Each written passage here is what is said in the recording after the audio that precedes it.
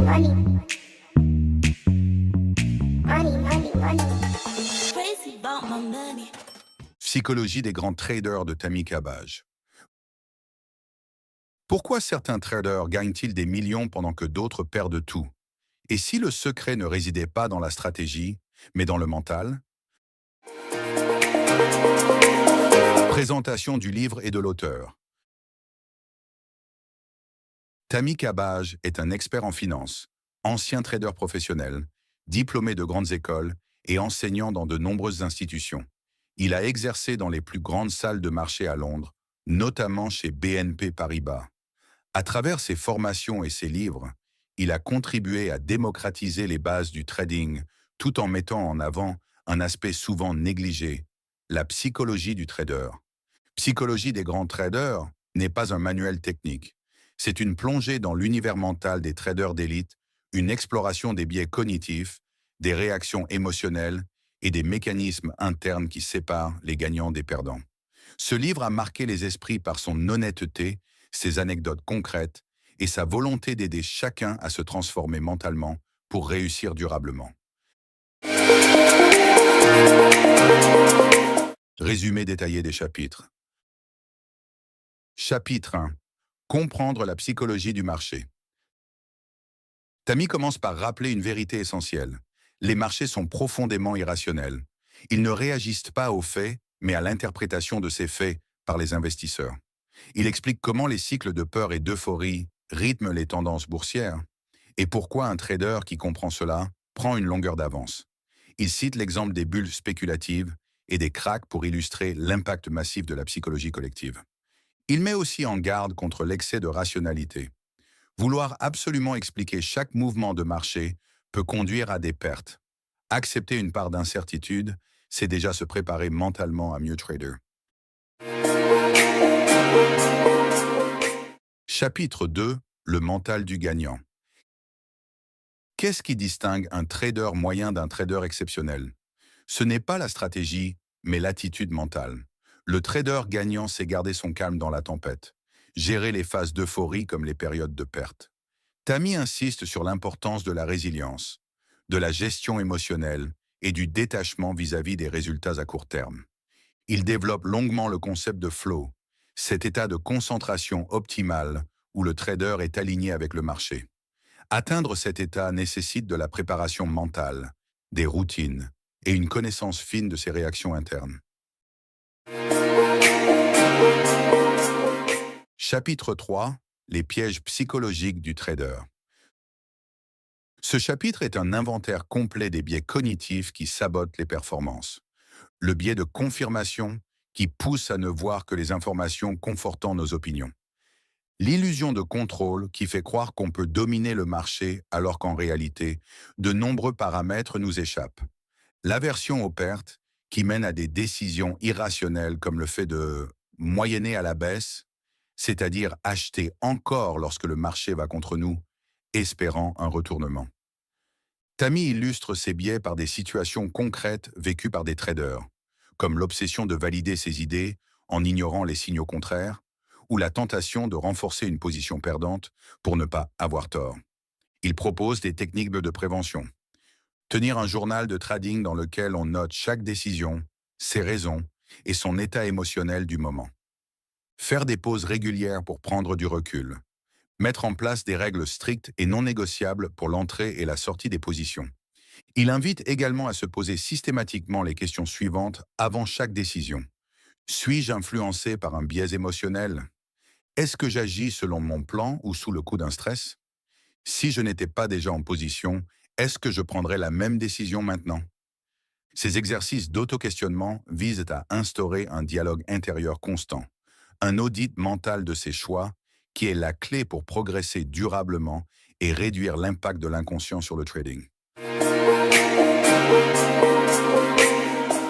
Chapitre 4. Le rôle du stress et de l'ego. Le stress est omniprésent dans l'univers du trading. Il vient de la pression des résultats, de la volatilité du marché, mais aussi des attentes personnelles. L'auteur explique comment le stress réduit notre capacité à raisonner clairement, en activant des réactions de fuite ou de combat héritées de notre cerveau primitif. Il distingue plusieurs types de stress. Le stress anticipé, avant de prendre position, le stress en position, lorsque le trade évolue, et le stress post-trade lors du bilan. Chacun a un impact différent sur nos prises de décision et nécessite une réponse spécifique. Respiration contrôlée, méditation ou prise de distance temporaire. Il insiste aussi sur le rôle destructeur de l'ego. Vouloir avoir raison à tout prix pousse à conserver des positions perdantes. Tammy cite plusieurs cas où des traders ont tout perdu simplement parce qu'ils ont refusé de reconnaître une erreur. L'humilité, selon lui, est la qualité maîtresse du trader d'élite. Il insiste sur le fait que le marché a toujours raison et que résister à cette vérité, c'est courir à la catastrophe. Chapitre 4. La discipline avant la stratégie. Une stratégie même excellente est inutile sans exécution disciplinée. Cabbage développe longuement ce point en expliquant comment la discipline permet de réduire l'impact de l'émotion. Il détaille les règles fondamentales. Couper ses pertes rapidement. Ne jamais risquer plus qu'un pourcentage défini de son capital. Respecter son plan même en cas de série de pertes.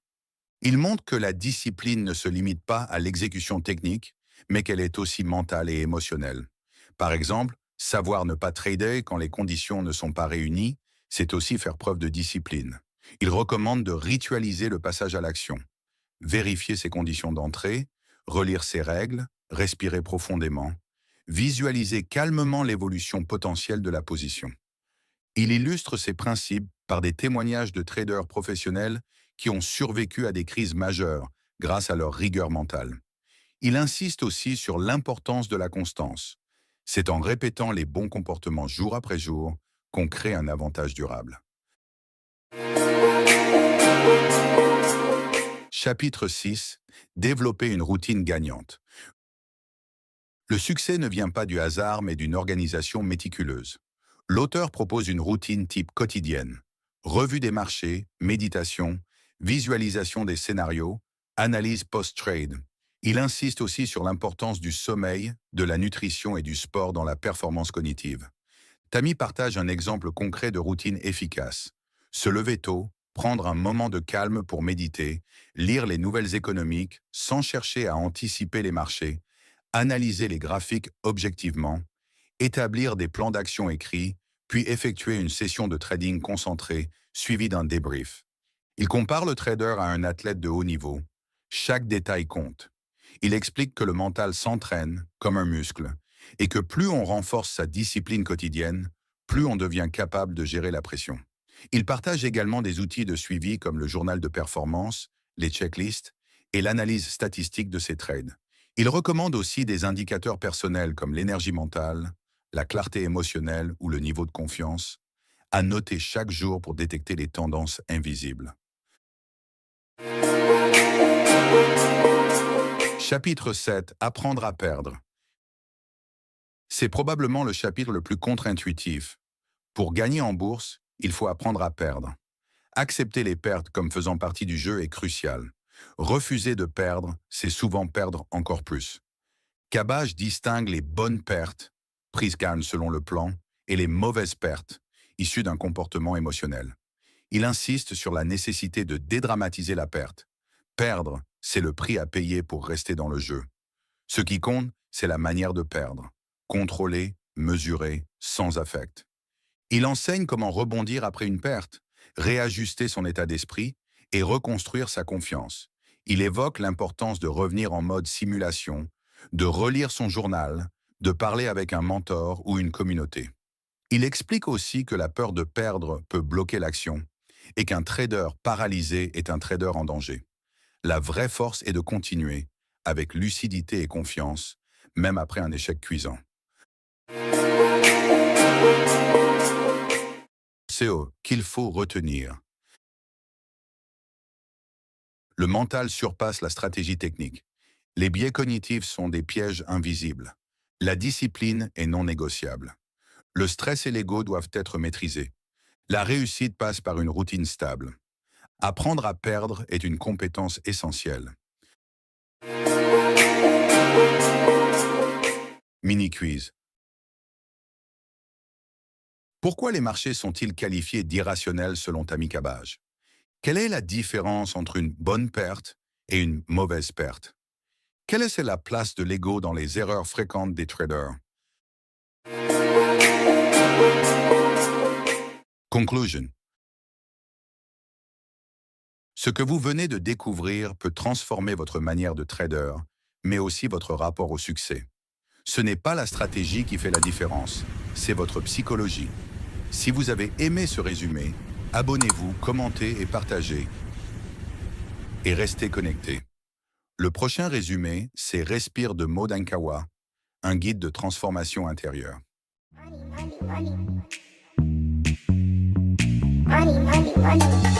Crazy about my money.